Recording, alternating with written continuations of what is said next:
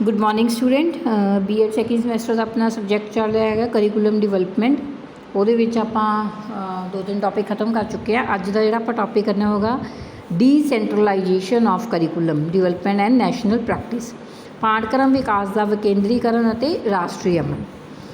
तो सब तो पहला आप विकेंद्रीकरण की गल करते हैं। विकेंद्रीकरण हुंदा की है? कहते विकेंद्रीकरण एक अजिही प्रक्रिया है जिस राही किसी संस्था दी गतिविधियां विशेषकर योजनाबंदी और निर्णयकारी गतिविधियों नूं किसी केंद्री अधिकारी स्थान या समूह तो हटा के उन्होंने वंद नुमाइंदगी तौर पर दी जाती है। तो बेसिकली कहते विकेंद्रीकरण अजिही प्रक्रिया है जो मतलब एक शक्ति कहते हैं ना, एक शक्ति किसी केंद्री सरकार के जो हत्थ विच हुंदी है तो केंद्री सरकार तो लैके जिहड़ियां आम प्रांतक सरकारां हुंदियां उन्होंने शक्ति दी उन्होंने कहते विकेंद्रीकरण। तो केंद्री सरकार के हत्थ विच जो शक्तियां मौजूद है उन्होंने अधिकारां नूं वापस लैके ਜਿਹੜੀਆਂ ਸਥਾਨਕ ਸਰਕਾਰਾਂ ਹੈ ਉਹਨਾਂ ਨੂੰ ਇਹ ਸ਼ਕਤੀਆਂ ਵੰਡ ਦਿੱਤੀਆਂ ਜਾਂਦੀਆਂ ਨੂੰ ਕਹਿੰਦੇ ਵਿਕੇਂਦਰੀਕਰਨ। ਦੇਖੋ ਫਾਇਦਾ ਇਹ ਹੁੰਦਾ ਕਿਉਂਕਿ ਆਮ ਤੌਰ 'ਤੇ ਜਿਹੜਾ ਕੰਮ ਕਰਨਾ ਹੁੰਦਾ ਹੈ ਇੱਕ ਛੋਟੇ ਲੈਵਲ 'ਤੇ ਉਹ ਸਥਾਨਕ ਸਰਕਾਰਾਂ ਨੇ ਹੀ ਕਰਨਾ ਹੁੰਦਾ ਹੈ। ਫਿਰ ਜੇ ਉਹਨਾਂ ਨੇ ਕੋਈ ਕਾਨੂੰਨ ਲਾਗੂ ਕਰਨੇ ਹੁੰਦੇ ਤਾਂ ਉਹਨਾਂ ਨੂੰ ਕੇਂਦਰੀ ਸਰਕਾਰਾਂ ਤੋਂ ਪਰਮਿਸ਼ਨ ਲੈਣੀ ਪੈਂਦੀ ਹੈ, ਉਹਨਾਂ ਦੇ ਪ੍ਰੋਸੈਸ ਦੇ ਵਿੱਚ ਟਾਈਮ ਲੱਗ ਜਾਂਦਾ ਹੈ। ਇਸ ਲਈ ਵਿਕੇਂਦਰੀਕਰਨ ਦੇ ਵਿੱਚ ਕੀ ਕੀਤਾ ਗਿਆ, ਕੇਂਦਰੀ ਸਰਕਾਰ ਤੋਂ ਸ਼ਕਤੀਆਂ ਲੈ ਕੇ ਜਿਹੜੀਆਂ ਆਮ ਸਥਾਨਕ ਸਰਕਾਰਾਂ ਹੁੰਦੀਆਂ ਉਹਨਾਂ ਨੂੰ ਸ਼ਕਤੀਆਂ ਦੇ ਦਿੱਤੀਆਂ ਗਈਆਂ। ਤਾਂ ਇਸ ਅਧਿਕਾਰਪੂਰਨ ਜਿਹੜੀ ਪ੍ਰਵਿਰਤੀ ਆ ਉਹਨਾਂ ਨੂੰ ਖਤਮ ਕੀਤਾ ਗਿਆ। ਆਮ ਲੋਕਾਂ ਨੂੰ ਇਹ ਸ਼ਕਤੀਆਂ ਸੌਂਪਣ ਨਾਲ ਤਾਂ ਕਿ ਉਹ ਆਪਣੇ ਸਥਾਨਕ ਏਰੀਆ ਦਾ ਕਲਿਆਣ ਵਧੀਆ ਤਰੀਕੇ ਨਾਲ ਕਰ ਸਕਣ। ਪਾਠਕ੍ਰਮ ਦੀ ਰੂਪਰੇਖਾ ਕੇਂਦਰੀਕਰਨ ਅਤੇ ਵਿਕੇਂਦਰੀਕਰਨ, ਸੈਂਟਰਲਾਈਜੇਸ਼ਨ ਅਤੇ ਡੀਸੈਂਟਰਲਾਈਜੇਸ਼ਨ ਦੇ ਵਿੱਚ ਕੀ ਹੈ? ਸਭ ਤੋਂ ਪਹਿਲਾਂ ਕੇਂਦਰੀਕ੍ਰਿਤ ਪਾਠਕ੍ਰਮ ਦਾ ਸੈਂਟਰਲਾਈਜ਼ ਕਰਿਕੂਲਮ। ਕਹਿੰਦੇ ਜਿਹੜਾ ਕੇਂਦਰੀਕ੍ਰਿਤ ਪਾਠਕ੍ਰਮ ਦੇ ਰੂਪ ਵਿੱਚ ਅਜਿਹਾ ਪਾਠਕ੍ਰਮ ਹੁੰਦਾ ਹੈ ਜਿਹਦੇ ਵਿੱਚ ਵਸਤੂ, ਵਿਸ਼ਾ ਵਸਤੂ, ਯੋਜਨਾ ਪ੍ਰਕਿਰਿਆ ਰਾਸ਼ਟਰੀ ਦਫ਼ਤਰਾਂ ਅਤੇ ਆਮ ਸਿੱਖਿਆ ਮੰਤਰਾਲੇ ਦੁਆਰਾ ਲਈ ਜਾਂਦੀ ਹੈ। ਮਤਲਬ ਜਿਹੜੇ ਨੈਸ਼ਨਲ ਲੈਵਲ 'ਤੇ ਦਫ਼ਤਰ ਬਣੇ ਹੁੰਦੇ ਆ ਉਹਨਾਂ ਦੁਆਰਾ ਇਹ ਸਿੱਖਿਆ ਪ੍ਰਣਾਲੀ ਲਾਗੂ ਕੀਤੀ ਜਾਂਦੀ ਹੈ।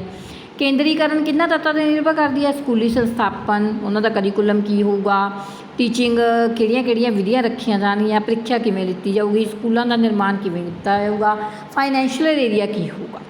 ਠੀਕ ਹੈ, ਬੇਸਿਕਲੀ ਇਹ ਇਹਨਾਂ ਦੇ ਮੁੱਖ ਰੂਪ ਹੁੰਦੇ ਆ। ਤਾਂ ਹੁਣ ਇਹਨਾਂ ਦੇ ਪਾਠਕ੍ਰਮ ਦੀਆਂ ਵਿਸ਼ੇਸ਼ਤਾਵਾਂ ਕੀ ਹੈ? ਕਹਿੰਦੇ ਇਹਨਾਂ ਦੇ ਪਾਠਕ੍ਰਮ ਦੀਆਂ ਵਿਸ਼ੇਸ਼ਤਾਵਾਂ ਦੇ ਵਿੱਚ ਆ ਜਾਂਦਾ ਹੈ ਵੀ ਜਿਹੜਾ ਵੀ ਕੋਈ ਸਮੱਗਰੀ ਦੇ ਸੰਬੰਧ ਵਿੱਚ ਕੋਈ ਨਿਰਣਾ ਲੈਣਾ ਉਹ ਰਾਸ਼ਟਰੀ ਪੱਧਰ 'ਤੇ ਹੀ ਲਿੱਤਾ ਜਾਊਗਾ।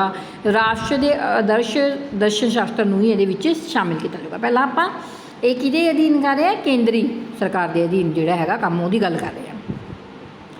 ਫਿਰ ਇਹ ਜਿਹੜੀ ਸਿੱਖਿਆ ਪ੍ਰਣਾਲੀ ਨੂੰ ਕਰਨਗੇ ਲਾਗੂ, ਉਹ ਕੀ ਹੋਊਗੀ? ਇੱਕ ਸਾਰ ਦੀ ਹੋਊਗੀ, ਇੱਕ ਢੰਗ ਦੀ ਹੋਊਗੀ। ਉਹਦੇ 'ਤੇ ਕੇਂਦਰ ਸਰਕਾਰ ਦਾ ਜਿਹੜਾ ਨਿਰੰਤਰ ਬਣਿਆ ਰਹੂਗਾ। ਪਾਠ ਪੁਸਤਕਾਂ ਜੋ ਵਿਕਾਸ ਵਿਭਾਗ ਦੁਆਰਾ ਕੀਤੀਆਂ ਜਾਂਦੀਆਂ ਰਾਸ਼ਟਰੀ ਸਿਲੇਬਸ ਦੇ ਅਨੁਸਾਰ ਹੋਣਗੀਆਂ। ਪਰੰਪਰਾਗਤ ਤੌਰ 'ਤੇ ਜੋ ਵੀ ਮਾਮਲੇ ਕੇਂਦਰੀ ਸਵੈ ਸੰਚਾਲਿਤ ਹੋਣਗੇ ਉਹਨਾਂ ਦੀ ਸੂਚੀ ਤਿਆਰ ਕੀਤੀ ਜਾਊਗੀ। ਠੀਕ ਹੈ, ਮੁਲਾਂਕਣ ਕੀਤਾ ਜਾਊਗਾ, ਸਾਧਨਾਵਾਂ ਦਾ, ਪ੍ਰੀਖਿਆਵਾਂ ਦਾ ਪ੍ਰਬੰਧ ਕੀਤਾ ਜਾਊਗਾ। ਹੋਊਗਾ ਸਾਰਾ ਕੰਮ ਰਾਸ਼ਟਰੀ ਪੱਧਰ 'ਤੇ। ਅਤੇ ਕੇਂਦਰੀਕ੍ਰਿਤ ਵਿਵਸਥਾ ਅਧੀਨ ਜੋ ਵੀ ਸਕੂਲ ਹੈ, ਜੋ ਵੀ ਦਾਖਲੇ ਲਈ ਸ਼ਰਤਾਂ ਹੈਗੀਆਂ ਉਹ ਕੇਂਦਰ ਸਰਕਾਰ ਦੁਆਰਾ ਹੀ ਨੇ। ਦੇਖੋ ਕਿ ਕੇਂਦਰ ਸਰਕਾਰ ਦੇ ਅਧੀਨ ਹੈ, ਰਾਸ਼ਟਰ ਦੇ ਅਧੀਨ ਹੈ, ਤਾਂ ਜੋ ਵੀ ਪ੍ਰਵਿਰਤੀਆਂ ਦੇ ਵਿੱਚ ਲਾਗੂ ਹੋਣਗੀਆਂ ਉਹਨਾਂ ਦੀਆਂ ਸ਼ਰਤਾਂ ਦੇ ਅਧੀਨ ਹੀ ਲਾਗੂ ਹੋਣਗੀਆਂ। ਤਾਂ ਜੇ ਆਪਾਂ ਸੈਂਟਰਲਾਈਜੇਸ਼ਨ ਦੇ ਅਧੀਨ ਕਰਿਕੂਲਮ ਕਰਦੇ ਤਾਂ ਉਹਦੇ ਕੀ ਐਡਵਾਂਟੇਜ ਹੈ? ਸਭ ਤੋਂ ਪਹਿਲਾਂ ਰਾਸ਼ਟਰੀ ਟੀਚਿਆਂ ਨੂੰ ਪ੍ਰਾਪਤ ਕਰਨ ਦੇ ਵਿੱਚ ਤੇਜ਼ੀ ਆਉਂਦੀ ਹੈ ਕਿਉਂਕਿ ਕੇਂਦਰ ਸਰਕਾਰ ਖੁਦ ਆਪ ਇਨਵੋਲਵ ਹੋ ਕੇ ਮਸਲਿਆਂ ਦਾ ਫੈਸਲਾ ਕਰਦੀ ਹੈ। ਵੱਡੇ ਪੈਮਾਨੇ ਉੱਤੇ ਜਿਹੜੇ ਅਧਿਆਪਨ ਦੀਆਂ ਸਿੱਖਿਆ ਪ੍ਰਣਾਲੀ ਹੈ ਉਹਨਾਂ ਵਿੱਚ ਤੇਜ਼ੀ ਨਾਲ ਕੀਤਾ ਜਾਂਦਾ, ਸਮੱਗਰੀ ਪ੍ਰੋਵਾਈਡ ਕੀਤੀ ਜਾਂਦੀ ਹੈ। ਸਕੂਲਾਂ ਵਿੱਚ ਲਚਕੀਲਾਪਨ ਲਿਆਂਦਾ ਜਾਂਦਾ, ਫਲੈਕਸੀਬਿਲਿਟੀ ਹੋ ਜਾਂਦੀ ਹੈ। ਪਾਠਕ੍ਰਮ ਅਤੇ ਮਾਧਿਅਮ ਦੀਆਂ ਸਿੱਖਿਆ ਜਿਹੜੀ ਦੇਣੀ ਆ ਉਹਦੇ ਵਿੱਚ ਈਜ਼ੀਨੈਸ ਹੋ ਜਾਂਦੀ ਹੈ। ਭਰੋਸਾਯੋਗ ਸਕੂਲ ਦੀਆਂ ਉਤਪੰਨ ਵਿਧੀਆਂ ਲਾਗੂ ਕੀਤੀਆਂ ਜਾਂਦੀਆਂ। ਠੀਕ ਹੈ, ਅਤੇ ਦੇਸ਼ ਦੇ ਵਿਭਿੰਨ ਅੰਗਾਂ ਤੋਂ ਚੁੱਕ ਕੇ ਮਾਹਿਰਾਂ ਨੂੰ ਇਹਦੇ ਵਿੱਚ ਸ਼ਾਮਿਲ ਕੀਤਾ ਜਾਂਦਾ। ਇਹ ਤਾਂ ਹੋ ਗਈ ਇਹਦੇ ਲਾਭ।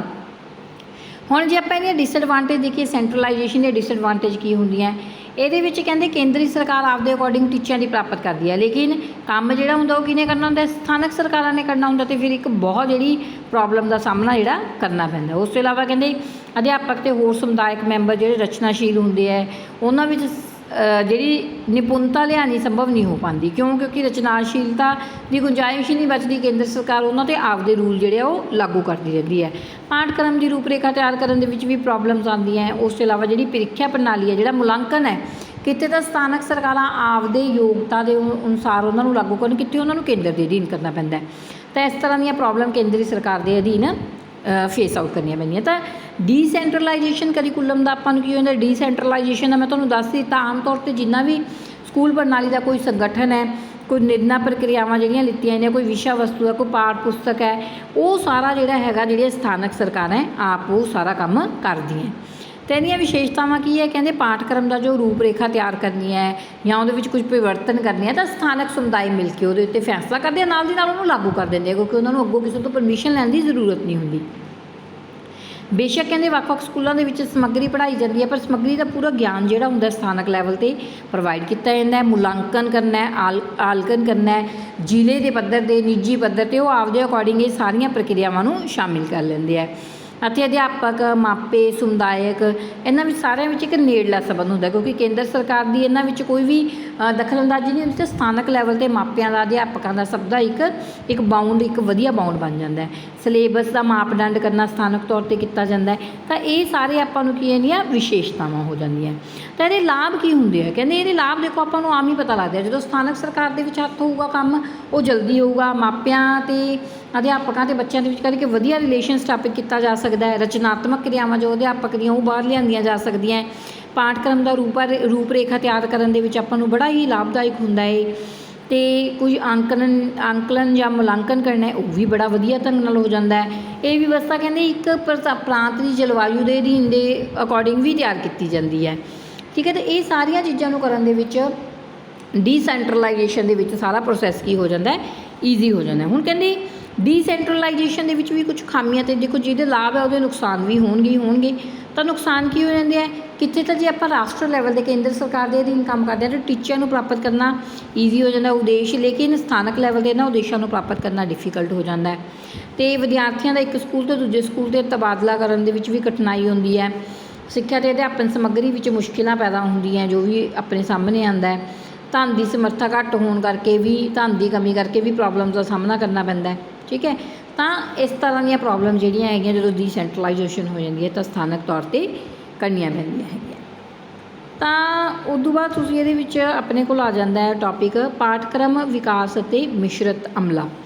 ਤਾਂ ਮਿਕਸਡ ਪ੍ਰੈਕਟਿਸ, ਤਾਂ ਸਟੂਡੈਂਟ ਪਹਿਲਾਂ ਮੈਂ ਚੈੱਕ ਕਰ ਲੂੰਗੀ ਤੁਹਾਡੇ ਸਿਲੇਬਸ ਦੇ ਵਿੱਚ ਇਹ ਟੌਪਿਕ ਹੈਗਾ ਜਾਂ ਨਹੀਂ ਹੈਗਾ।